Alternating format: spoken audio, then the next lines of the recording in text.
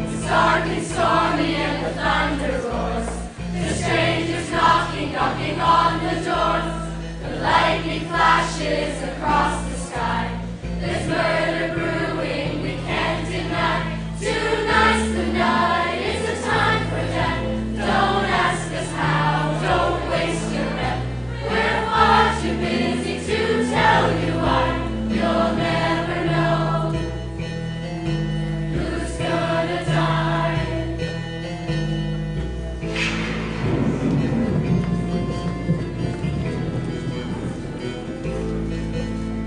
Scene is set, plans have been made. This dinner's only a masquerade. We'll scores to fix and feuds to pay. It's not a place that you want to stay. Tonight's the night, it's a time for death. Don't ask us how, don't waste your breath. We're far too busy to tell you why. You'll never know who's gonna die.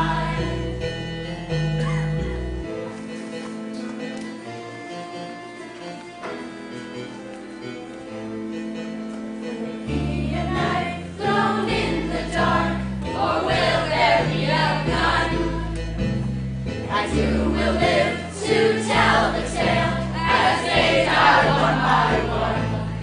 Tonight's the night, it's a time for death. Don't ask us how, don't waste your breath. We're far too busy to tell you why. You'll never know who's gonna die. Tonight's the night, it's a time for death. Don't ask us how, don't waste your breath. We're far too busy to tell you why. You'll never know who's gonna die.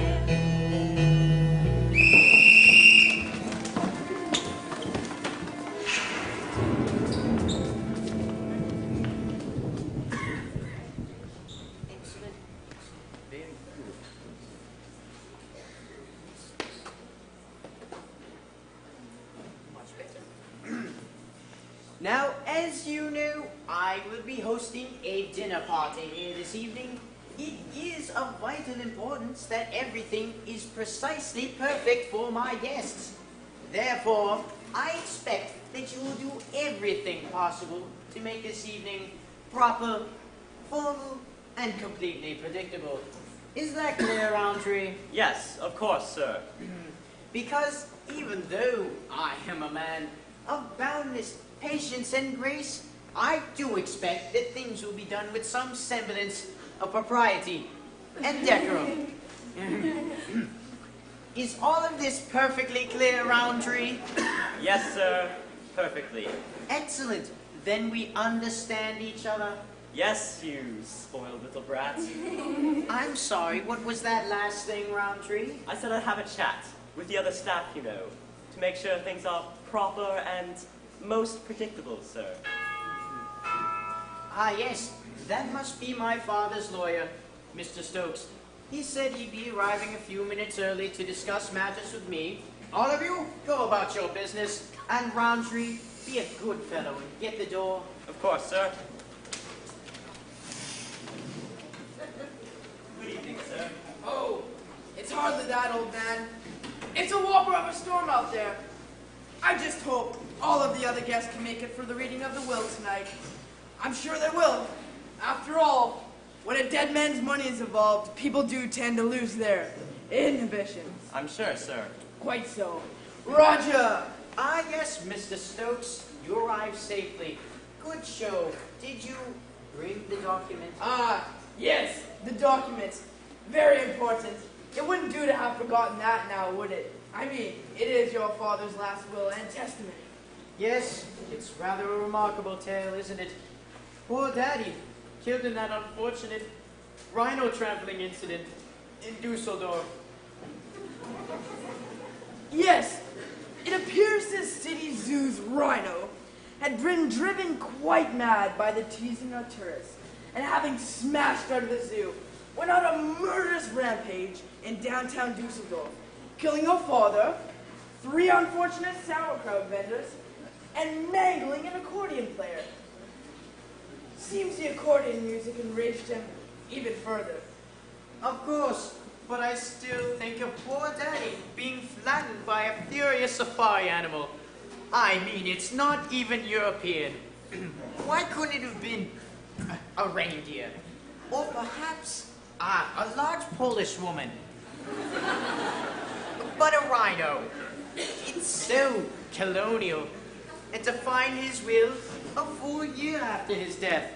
I mean, we've been wondering for months what Daddy's final wishes were.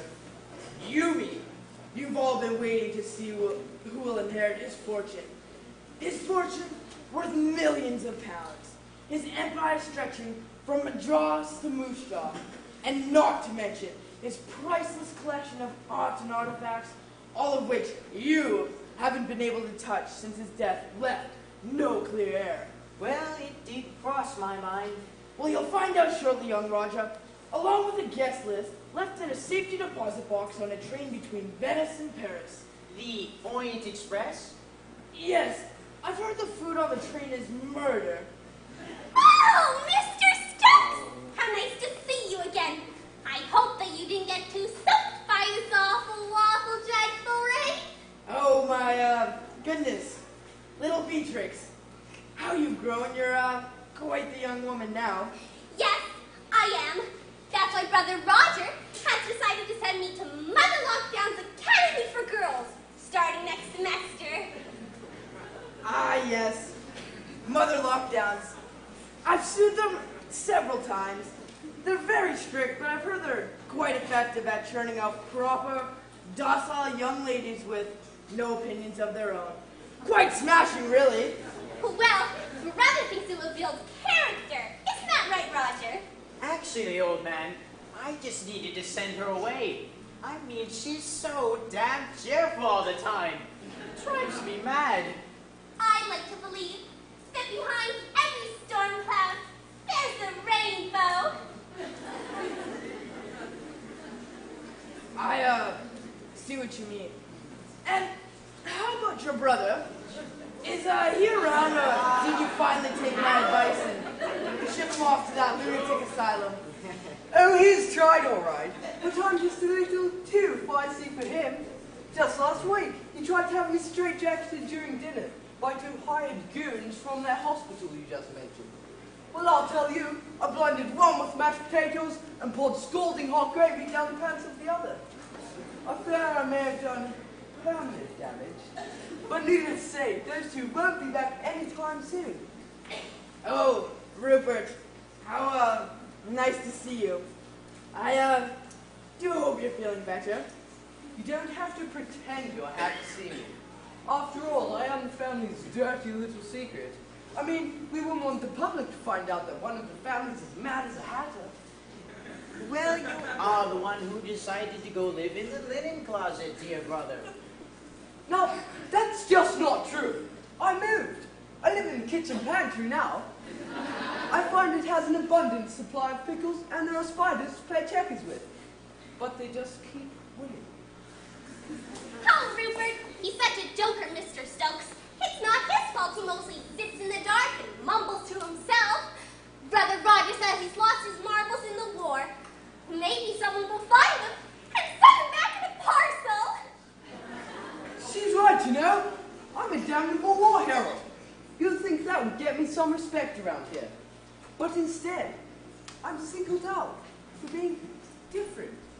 Now, do I seem so different to you? By the way, there are purple and blue monkeys messing with your hair.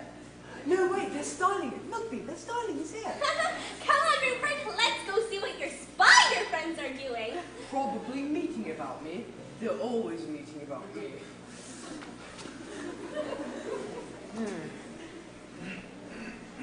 Quite the family you have here, Roger. Exactly. The way I see it, that will you found there's just a formality. I mean, I'm the only competent Blackmore left. You may as well just hand the family fortune over to me. Oh, your father's instructions were quite explicit. He included in his will a guest list containing each of everyone's names and insisted that everyone be in attendance for its reading. So, you'll just have to wait. Right, yes, of course. Of course. Roger! Oh, I'm sorry. I just wanted a little look-see. I said you'll have to wait like everyone else. I hate waiting.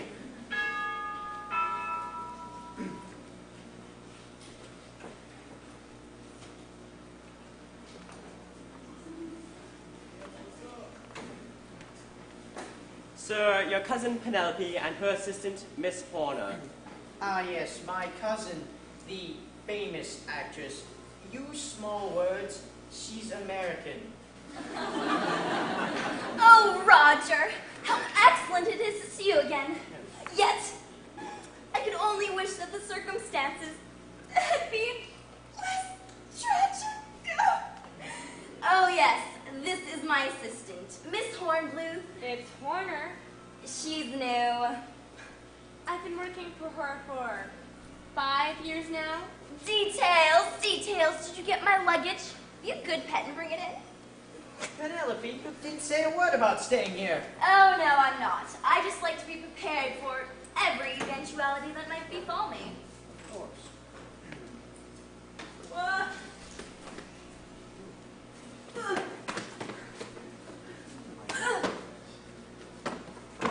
Okay, little heavy.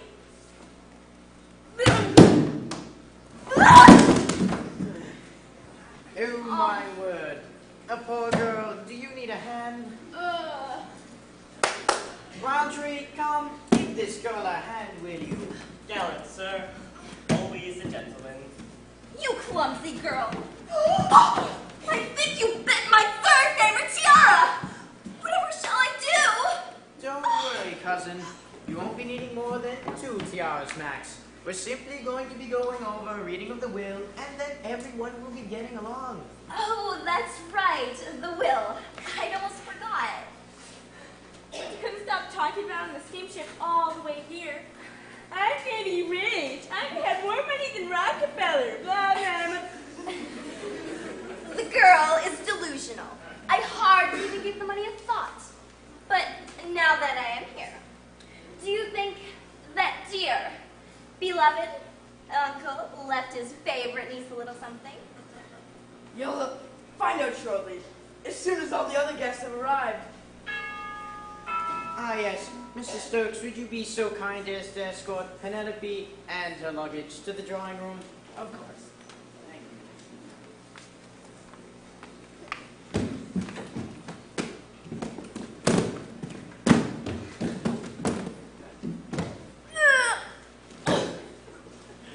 you. Go.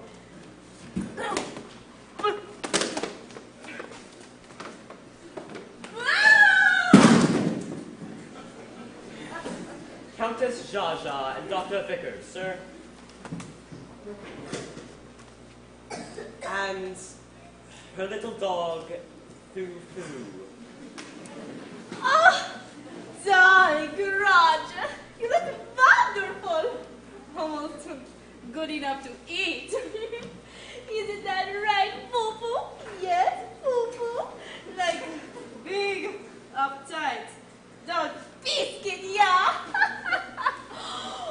Oh, I almost forget my dates this evening. Dr. Vickers. Good evening. Nice place. He's not much to look at, but he is a doctor, and at my age, I need all the help I can get. Oh, nonsense, Zsa. You don't look a day over 72. Flatterer!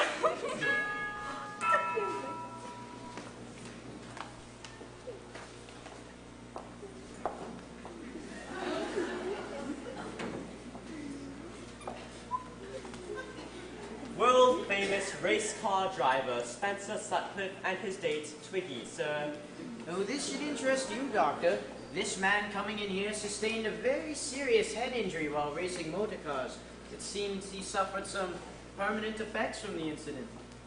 Spencer, good to see you.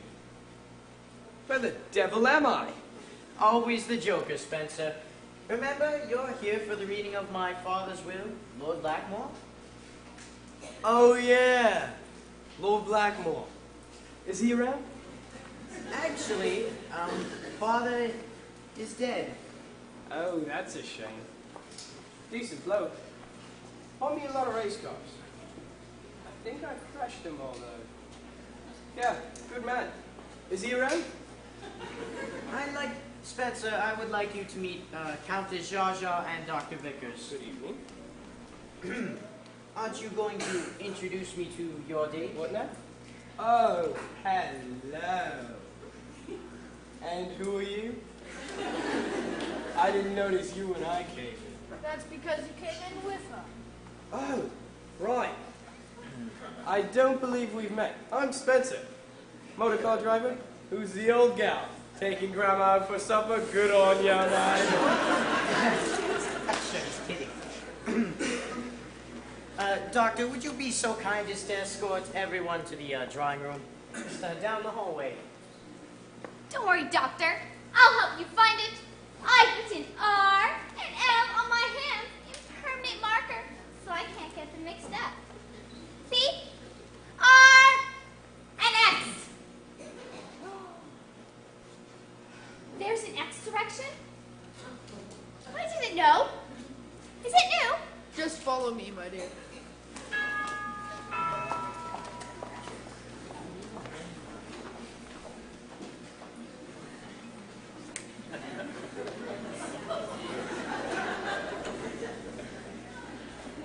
Colonel Bluffington and his nurse, sir. Colonel! Colonel! Hello! You laughed as Peckard. The colonel here is a trifle deaf and tends to nod off, if you know what I mean. Colonel! Welcome. Hello? Colonel? Allow me. Wake up, you lazy old bot! Wake up! God, you don't have to shout. I heard you the first time. Sure you did. I can't believe after all these blooming years, I'm still working for the old codger. Yes. Colonel! Welcome. It's splendid to have one of Father's oldest friends here with us this evening. Who's that? Roger, you spoiled little snip. Why, when your father and I would bango together, we didn't have as cushy as you do today. We were kept in a prison camp, up to our armpits in quicksand, having to live off a steady diet of boiled rats, and having to amuse ourselves by playing a 3-year-long game of I Spy in the dark. You kids today have it easy. And why? Because men like your father and I are conquering an empire. It makes me so. Colonel! Hello! Colonel! Don't bother. He's out now. Always blinks out after a big run, the old blowhard. Personally, I can't wait till the old goat kicks off and I get the big payoff promised by his niece. Better sooner than later, I always say. Yes, could you please escort the good Colonel to the drawing room? Just down the hall there.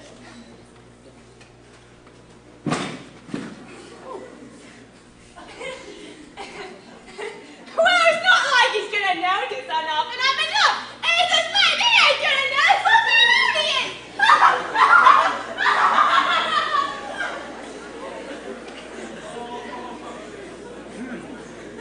Cecil Swineley and his manservant Raja, sir. Cecil, old man, how are you? Oh, most acceptable, Roger, most acceptable. Except for the fact that Raja here forgot my tiger rifle at home. I am most sorry, sir, but I do not believe we'll be confronting any tigers this evening. It's the blasted principle, man. A man like me does all the firepower he can get. You never know which eventuality may face you. Terribly sorry to hear about your father, Roger. Dreadful thing, just dreadful. Yes, well, who could have seen it coming? I mean, it's not every day that you're flattened by a crazed rhino. You know, if I'd have been there, I want to shop and pretend his tricks. Sit there. Raja here probably would have forgot my rhino gun. Why can't you let it go? You cannot just let it go. You can never not just let it go. I heard you just returned from the Congo. Any luck? Oh yes, I had a splendid time. Shot 3 crocodiles, 14 monkeys, 3 sloths, and a rare spotted pygmy lemur. Only 4 left in the world now. 3 left now, you know. I'd say very successful. Don't you think, Raja? Oh yes, sir. You are my hero. Killing small, furry, defenseless little animals with big gun. You are very brave. Yes. Well, I believe that's everyone. Please, allow me to escort you to the drawing room soon. We will be going over the wheel. Roundtree, would you be a good fellow and bring some refreshments to the drawing room? I hear finding out you're unbelievably, disgustingly rich can be very thirsty work. Well said, old man, well said! What a couple of losers. Well said, old man. Well said.